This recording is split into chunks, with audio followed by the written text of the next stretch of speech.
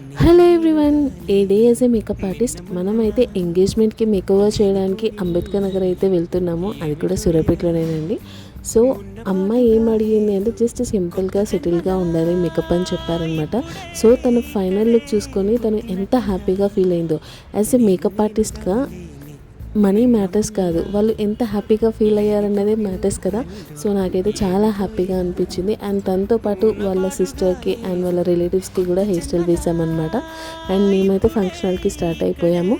ఎందుకంటే బికాస్ మళ్ళీ మనకి శారీ చేంజ్ ఉంటుంది. నేను శారీ ముందుగానే ప్రిపేర్ చేసుకొని వెళ్ళాను అనమాట. బికాస్ క్లయింట్ వచ్చేసి నన్ను 12 ప్లీట్స్ కావాలి అక్క నాకు ఫ్రంట్ అని చెప్పారు.